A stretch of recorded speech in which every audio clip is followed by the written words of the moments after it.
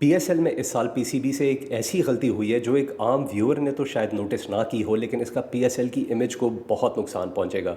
मैंने 3 साल पीएसएल की स्पॉन्सरशिप टीम में काम किया है और आज मैं आपको एविडेंस के साथ बताऊंगा कि पीसीबी से कितनी बड़ी अपॉर्चुनिटी मिस हुई है। यहाँ पे क्या वजह है कि 11 साल बाद भी पीएसएल आईपीएल से कुछ नहीं सीख सका। 23 मार्च को अनाउंस हुआ कि पीएसएल में क्राउड नहीं आएगा, यानी पीसीबी के पास 3 दिन थे ग्राउंड्स को डेकोरेट करने के लिए। ये जो आप देख रहे हैं ये सिर्फ एम्प्टी स्टैंड्स नहीं, ये एम्प्टी प्लानिंग का नतीजा है। वीडियो को एंड तक ज़रूर देखिएगा और चैनल को सब्सक्राइब कीजिएगा।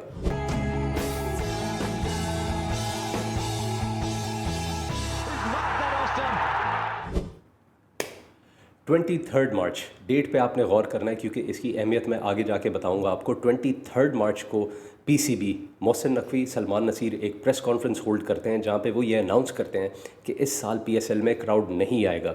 पीएसएल शुरू होना था 26 मार्च को, 23 मार्च था मंडे का दिन, यानी ट्यूसडे, वेंसडे, थर्सडे के तीनों दिन थे पीसीबी के पास अपने ग्राउंड्स को प्रिपेयर करने के लिए, अपने ग्राउंड्स को डेकोरेट करने के लिए। ये गद्दाफी स्टेडियम की पिक्चर है from the opening day of the PSL.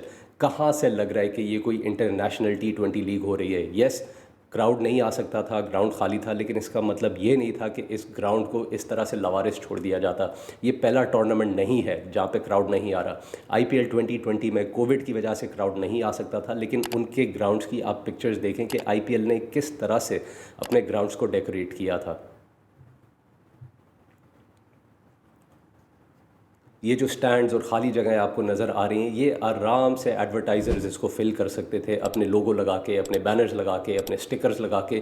Ground भी डेकोरेट हो जाता और लगता कम से कम कि कोई इंटरनेशनल लेवल की T20 लीग हो रही है। मैं क्योंकि ख़ुद स्पॉन्सरशिप टीम्स में काम कर चुका हूँ, मुझे पता है कि एडवर्टाइज़र्स तो मौके ढूंढ रहे होते हैं कि इनको कोई ना कोई जगह मिल जाए जहाँ पर वो अपना लोगो, अपना स्टिकर, अपना बैनर लगा लें।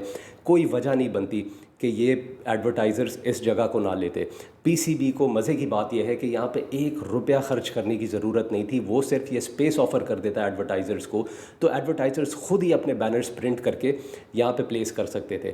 23 मार्च को जब ये अनाउंसमेंट हुई है, यानी एडवर्टाइज़र्स के पास भी 3 दिन थे। अब यहाँ पे बैनर लगाने के लिए सबसे पहले डिज़ाइन होता है, डिज़ाइन 1 घंटे में बन जाता है। उसके बाद प्रिंटिंग 1 दिन, मैक्सिमम 2 दिन में प्रिंटिंग हो जाती है और उसकी फिर ग्राउंड के अंदर इंस्टॉलेशन 1 दिन के अंदर हो जाती है। ये टोटल 2 दिन का काम था, जो ट्यूसडे और वेंसडे वाले दिन आराम से हो सकता था और थर्सडे को पीएसएल का किक ऑफ होना था, तो थर्सडे तक ग्राउंड्स आराम से रेडी हो सकते थे। जैसे मैंने आपको बताया कि एडवर्टाइज़र्स तो स्पेसेस ढूंढ रहे होते हैं, मौके ढूंढ रहे होते हैं कि वो अपना लोगो कहीं ना कहीं लगा दें। उनके लिए तो इश्तिहारी होती है। अगर आपने नोट किया हो तो गद्दाफी स्टेडियम की और बाकी पाकिस्तान के स्टेडियम्स की जो फ्लड लाइट्स हैं, तो उनके पोल्स के ऊपर भी आपको HBL के लोगोस नज़र आएंगे।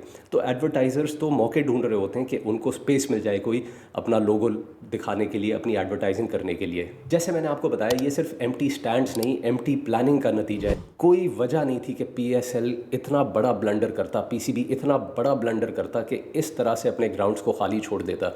इसकी कोई वजह नहीं है, कोई बहाना इसका नहीं बनता कि टाइम नहीं मिला। 3 दिन का टाइम बहुत ज़्यादा होता है बैनर्स को प्रिंट करने के लिए और इंस्टॉल करने के लिए।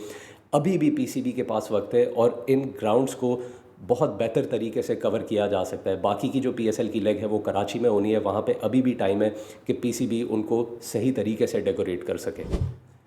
जब कोई व्यूअर भी ट्यून इन करता है मैच में और वो इस तरह का ग्राउंड देखे, इस तरह की प्रिपरेशन देखे, तो उसका मैच देखने का भी दिल नहीं करता। इससे ना सिर्फ व्यूअरशिप नीचे जाती है, बल्कि सबसे ख़तरे की बात यह है कि आगे ब्रॉडकास्ट डील्स भी इससे अफेक्ट होती हैं फिर, क्योंकि जब व्यूअरशिप नहीं आती तो कोई चैनल भी उस लीग को फिर ख़रीदना नहीं चाहेगा। इस साल ऑस्ट्रेलिया में जैसे ESPN ने ब्रॉडकास्ट डील साइन की पीएसएल के साथ, अगले साल हो सकता है कि ESPN भी बैक ऑफ कर जाए, तो आपको टियर 1 चैनल्स जो हैं वो फिर आपके साथ डील नहीं करेंगे, क्योंकि कोई ये नहीं चाहेगा कि इस तरह की लीग वो अपने चैनल पे दिखाएं, क्योंकि ये कोई इंटरनेशनल लेवल की लीग नहीं लग रही। ये लग रहा है कि पाकिस्तान का कोई डोमेस्टिक टूर्नामेंट है ये। अगर आपको इसको इंटरनेशनल स्टैंडर्ड्स पे लेकर आना है तो आपको इससे बहुत बेहतर प्लानिंग करनी होगी। तो ये एक ब्रांडिंग ब्लंडर है जो पीसीबी से हो गया है इस साल। इसको अभी भी करेक्ट किया जा सकता है, क्योंकि पूरा पीएसएल अभी पड़ा हुआ है और कराची का लेग भी पड़ा हुआ है पीएसएल का। ग्राउंड्स को डेकोरेट करने के लिए अभी भी पीएसएल के पास टाइम है और ये फौरी तौर पे उनको करना चाहिए, फ़ौरन इसके ऊपर एक्शन लेना चाहिए और जितनी जल्दी हो सके इस इशू को सॉर्ट होना चाहिए, ताकि व्यूअर्स को देखने का भी मज़ा आए और ब्रॉडकास्टर्स भी खुश हों। आप भी अपनी राय कमेंट्स में ज़रूर बताइएगा, चैनल को सब्सक्राइब कीजिएगा एंड कीप वॉचिंग।